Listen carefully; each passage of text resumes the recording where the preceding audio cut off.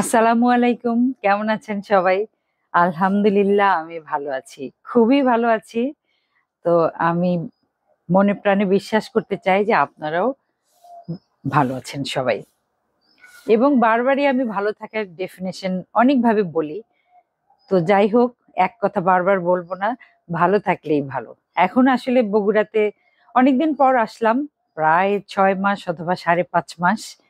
তো আসার পরে মানে রাস্তা থেকে যখন রওনা দিয়েছি তখন মনে হচ্ছে, মানে মনে হচ্ছে কি যে আমি, মানে কি এতদিন কি ছিল না, এখন আমি কোথায়, এত এত প্রিয় একটা জায়গা আমার।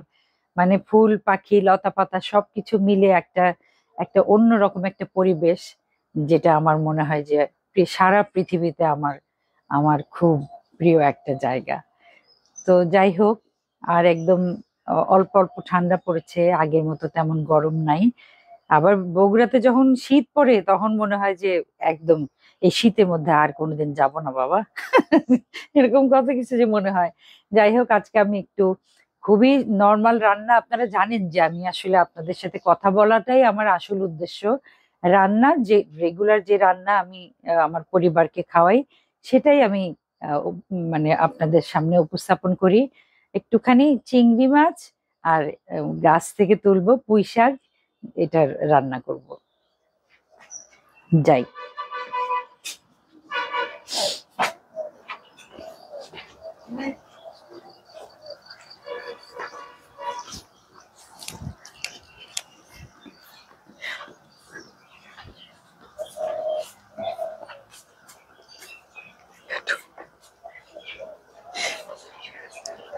কাট কাট কাট।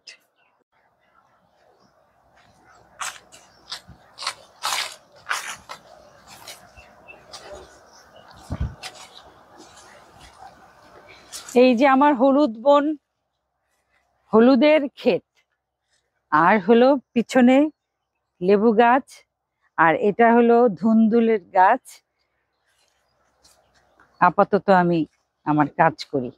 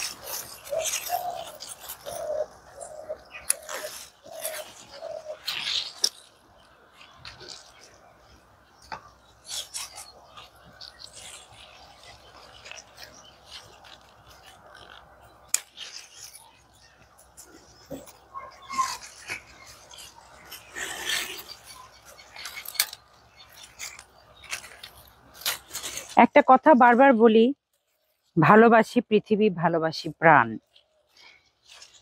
এই এইটা এই বাক্যটা আসলে আমার জীবনের মোটো। আমি পৃথিবীর সব রকম কাজ করতে ভালোবাসি। আমি একদম বসে থাকাটা একদম অপছন্দ করি। আমি রান্না করেই সাথে সাথে ইবাদতে বসি, ইবাদত শেষ করেই আবার সবাইকে খাওয়াতে বসি, আবার রাজনৈতিক কাজে হাত দিয়েছি। তো যারা মন্তব্য করে, কটূক্তি করে, তারা অনেক কথাই বলে, কিন্তু তারা যখন আমাকে, আমার আমার বিশ্বাস তারা যখন আমার সামনে আসবেন, তারা এই কটূক্তি থেকে সরে যাবেন ইনশাআল্লাহ। আমি এটা বিশ্বাস করি। তো যাই হোক, আমার মনে হয় আর লাগবে না।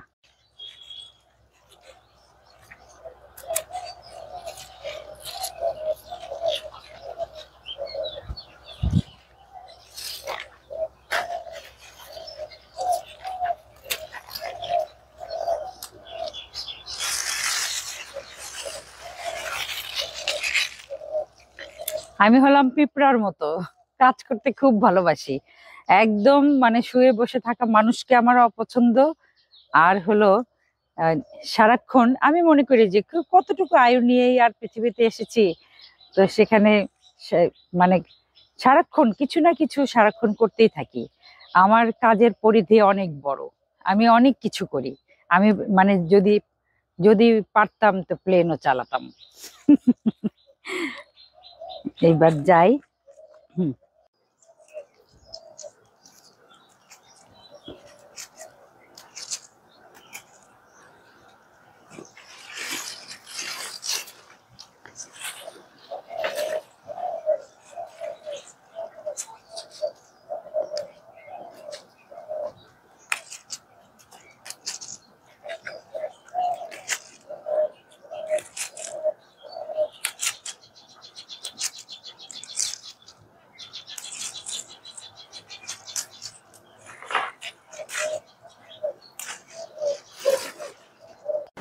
একটু চিংড়ি মাছের মোজদারি কেটে নিই,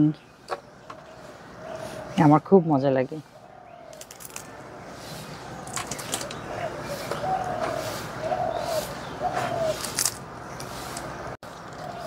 হুম।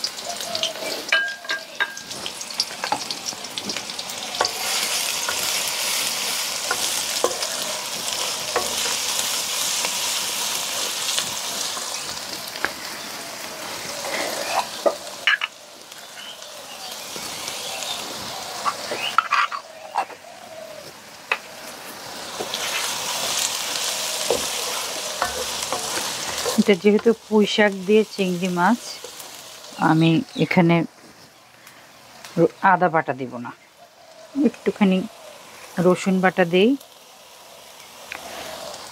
অনেকখানি দেই আর বলি একটুখানি। কি যে একটা অভ্যাস! জিরা বাটা দিলেও চলে, না দিলেও চলে, কারণ একদম গাছ থেকে তুলেছি পুঁই শাকটা, মাখনের মতো বলে যাবে ইনশাল্লাহ।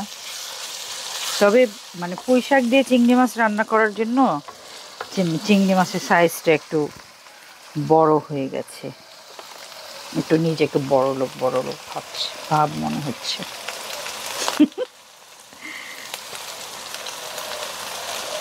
নুন গুলো দিব, দেই।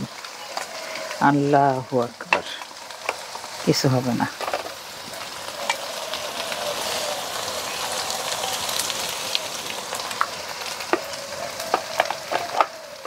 বাপরে, পাখি যে পাগল হয়ে গেল, আমাকে গান শোনাচ্ছে।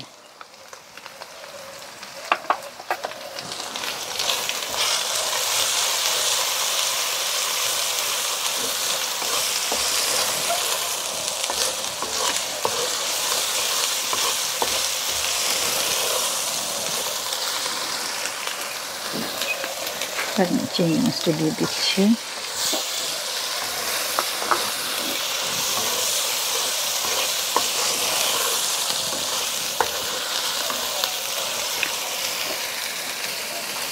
সবসময় মনে রাখবেন যে চিংড়ি মাছ অনেকক্ষণ লম্বা সময় ধরে রান্না করা যাবে না, একটু চট জলদি রান্না করতে হবে।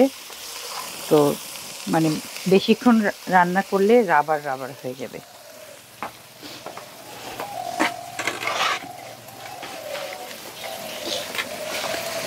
পুঁই শাকটা দিয়ে দিচ্ছি।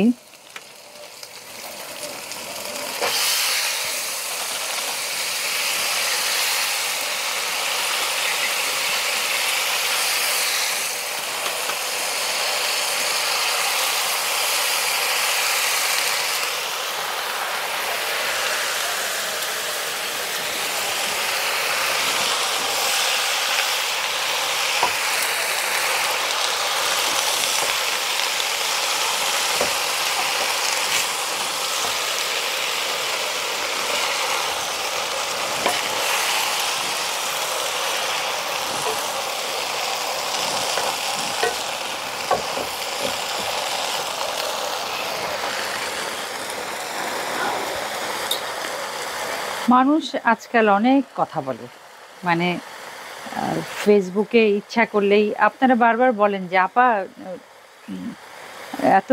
এত কথা ধরবেন না। ধরি না, ধরতে চাইও না। কিন্তু যেটা হলো যে এতদিন মানুষ বলেছে যে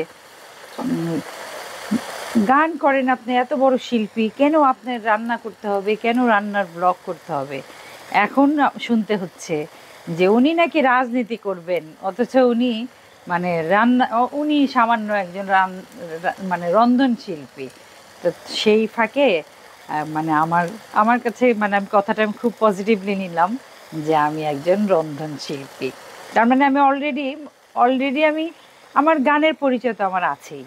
তো এখন রন্ধন শিল্পী, শত্রুরাও জানে যে আমি একজন রন্ধন শিল্পী। তো যাই হোক, আমাদের দেশে সবাই মনে করে যে প্রতিপক্ষ বা বিপক্ষ যাই বলেন, হিংসা না ছড়ালে গুনাহ হবে, হিংসা না ছড়ালে কোনো কাজই করা যাবে না, হিংসা না ছড়ালে আল্লাহ গুনাহ দিবে, এটাই মনে করে। তো আমি বিশ্বাস করি যে মানুষগুলো আমার নামে হিংসা ছড়ায়, তারা আমার সামনে এসে আধা ঘন্টা কথা বললে তারপরে তারা বলবে যে আপা খুব ভুল করেছি, আপনাকে নিয়ে বাজে কথা বলে খুব অন্যায় করেছি। আমি এটা একদম বিশ্বাস করি, খুব খুব কঠিনভাবে বিশ্বাস করি। যে আমি কখনো দেখি নাই, একটা বাইরের থেকে আর্টিফিশিয়ালি একটা কথা বললে যে আপনি ভালো মানুষ, আপনাকে খুব ভালো লাগলো, এরকম কথা বললে, আর্টিফিশিয়ালি বললে আমি বুঝতে পারি, কারণ আমি তো প্রতিবন্ধী না, বুদ্ধি প্রতিবন্ধী না, আমি বুঝতে পারি। অনেক বেশি চালাক চতুর তো অবশ্যই না আমি, কিন্তু আমি সেটা টের পাই। তো এই জীবনে আমি কখনো দেখি নাই এমন মানুষ আছে যারা গান শোনেন না, ধর্মীয়ভাবে অথবা গান শোনার সেই রসবোধ তার নাই, তারপরেও তারা আমাকে পছন্দ করেন। তো সেই ক্ষেত্রে যারা এই রাজনৈতিকভাবে যারা আবার ঘৃণা ছড়ানো শুরু করেছে, তারাও একদিন আমাকে ভালোবাসবে। এবং আমি সবাইকে ভালোবাসি। আমি বিশ্বাস করি বন্দুকের গুলির চেয়ে ভালোবাসার শক্তি অনেক বেশি। বন্দুকের চেয়ে ভালোবাসা অনেক শক্তিশালী, যেভাবেই বলি।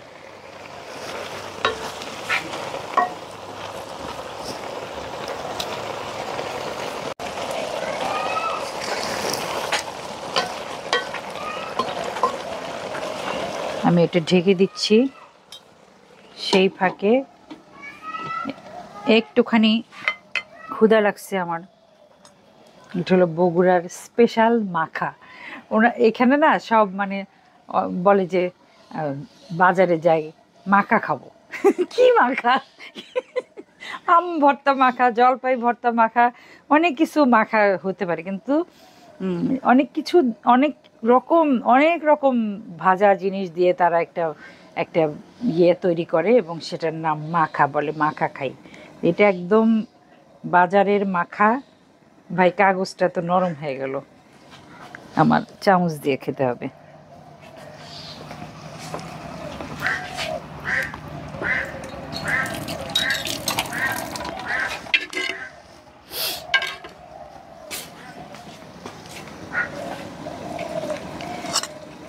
আসলে বেলা হয়ে গেছে, খাওয়ার খাওয়ার সময় হয়ে গেছে, তো একটুখানি খাই।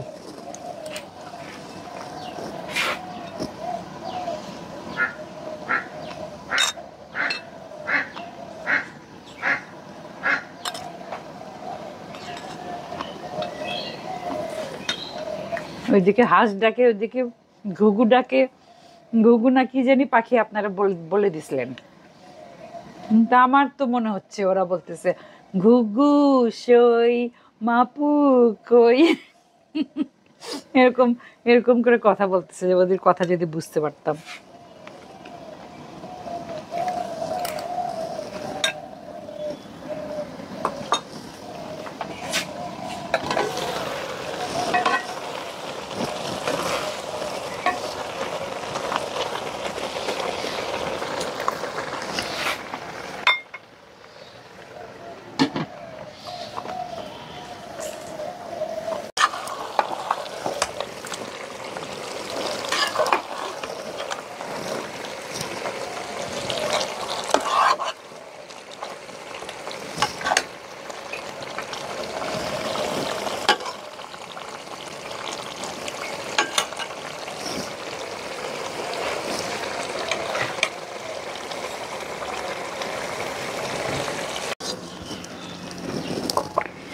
আমার পুঁই শাক আর চিংড়ি মাছের সালুন রান্না করা শেষ।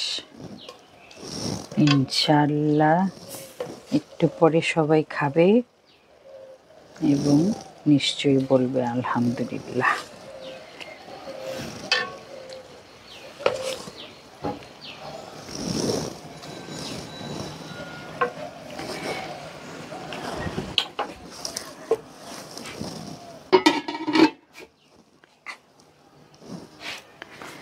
পৃথিবীতে অনেক রকম মানুষ আছে। একটা অনেক রকম মানুষ মানে কি, একটা ঘরের মধ্যে কত রকম মানুষ থাকে। আমি এত ফুল ভালোবাসি, অসম্ভব, মানে প্রাণের চেয়ে প্রিয় ফুল। তো আমার সাহেবের মানে আমি তার কাছ থেকে কখনোই কোনো ফুল উপহার পাই নাই। একবার মনে হয় কে জানি বলে দিছিল যে খুব কিন্তু মাইন্ড করতেছে, জন্মদিন কান্নাকাটি করবে, তখন হঠাৎ করে দেখি ফুলের তোড়া কিনে নিয়ে আসছে। তা আমি বললাম কি ব্যাপার? তখন বলে যে ওই যে অমকে বললো আমাকে কিনতে, নাইলে নাকি তুমি কানবা। এই কথা বললে তখন আর ওই ফুলের দাম থাকে? তা আমার মনে হয় কি যে ওনাকে ফুল আমি যখন দেখাই, দেখো কত সুন্দর ফুল। ঢাকার বাসাতেও তো আমার অনেক রকম ফুলের গাছ আছে, তো সেখানে অনেক রকম ফুল অনেকবার ফুটেছে। তো যখন দেখাই মানে একদম আনকমন ফুল, আমি বিদেশ থেকে বীজ নিয়ে এসেছি, সেই ফুল যখন ফুটলো তার কি সুঘ্রাণ! নার্সিসাস, হায়াসিন্থ, তারপরে টিউলিপ ফুটাতে পারি নাই, তো ল্যাভেন্ডারের ঝাড় হয়েছিল। তো ওগুলো যখন তাকে আমি দেখাতাম, বা আমাদের দেশের ফুল এবং গোলাপ, অজস্র গোলাপ ফুটেছে, তো ওগুলো যখন ফুটতো তখন তাকে বলে যে হ্যাঁ দেখছি তো।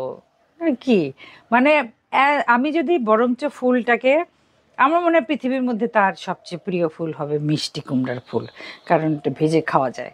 তা আমার না ফুল ভাজতে, মিষ্টি কুমড়ার ফুলই হোক, সেটা তো সবাই ভেজে খায়, আমার আমার খুব কষ্ট লাগে।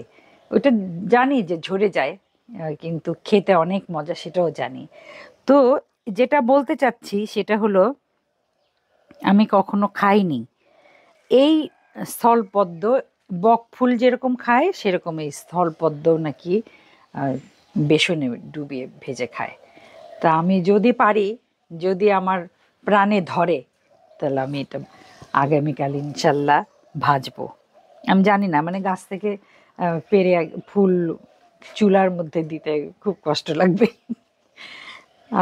যাই হোক, অনেক কথা বললাম। সবাই ভালো থাকেন, বরাবরের মতো অনেক দোয়া করি, অনেক ভালো থাকেন এবং আমার সাথে থাকেন, আমাকে সাপোর্ট দিবেন সেই জন্য। আর আমার প্রতি যে ভালোবাসা, সেই ভালোবাসাগুলোকে জানবেন যে আমি দোয়া হিসেবে নেই। আল্লাহ হাফিজ, আসসালামু আলাইকুম।